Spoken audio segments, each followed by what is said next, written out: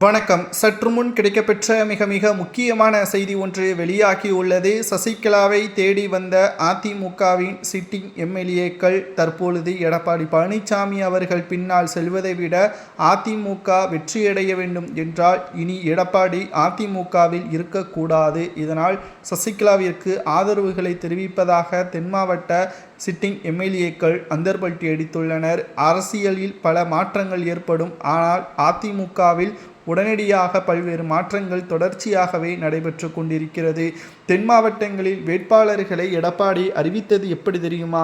இளம் வேட்பாளர்களை அறிமுகப்படுத்தியுள்ளார். இது தவறு கிடையாது. ஆனால் அறிமுகப்படுத்தப்பட்ட வேட்பாளர்கள் இதற்கு முன்னால் அங்கு எம்எல்ஏக்களாக இருந்தவர்களது பேச்சை கேட்க அவசியமில்லை என்று எடப்பாடி கூறியுள்ளார். இங்குதான் எடப்பாடியின் யுக்தியே புரிகிறது. ஏனென்றால் அதிமுக ஒருவேளை வெற்றியடைந்து ஆட்சி அமைந்தால் எடப்பாடிக்கு எதிராக யாரும் கிளர்ச்சியில் சீனியர்கள் செய்யக்கூடாது என்பதற்காக இளைய தலைமுறையினர்களுக்கு வாய்ப்புகள் அளிப்பதாக கூறி இந்த முயற்சிகளை மேற்கொண்டு வருகிறார். இது ஆதிக்கத்தை எடப்பாடி செய்வதாகவும் பல்வேறு குற்றச்சாட்டுகளும் முன்வைக்கப்பட்டு வருகிறது. 2026 சட்டசபை தேர்தலில் பல்வேறு மாற்றங்களை எடப்பாடி அதிமுகவில் நிகழ்த்தி வருகிறார். இது எங்களுக்கு சுத்தமாகவே பிடிக்கவில்லை. அதிமுக கிராமங்களில் வெற்றி வாய்ப்பை இழக்கக்கூடிய வகையில் தான் பூத் கமிட்டிகளின் செயல்பாடுகளும் அமைப்புகளும் இருக்கிறது.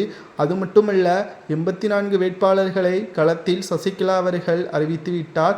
நிச்சயம் தென் மாவட்டங்களில் இருந்து ஒரு எம்எல்ஏக்களை கூட நீங்கள் பெற முடியாது என்பதையும் சிட்டிங் எம்எல்ஏக்கள் அந்தர்பல்ட்டி அடித்து சசிகலாவிற்கு ஆதரவுகளை கொடுத்துள்ளனர்.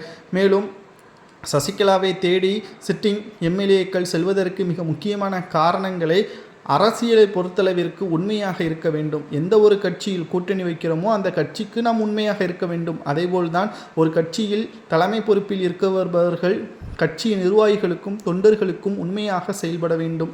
ஆனால் எடப்பாடி பழனிசாமி அவர்கள் அத்தகைய செயல்பாடுகளில் ஈடுபட்டதை கிடையாது. தோல்விக்கு மட்டும்தான் வழிவகுத்து கொண்டிருக்கிறார். தோல்வி அடைந்தாலும் அது தொண்டர்கள் செய்த தவறு என்று அந்தர்பல்ட்டி அடித்து கொள்கிறார். நிச்சயம் இதை ஏற்றுக்கொள்ள முடியாது.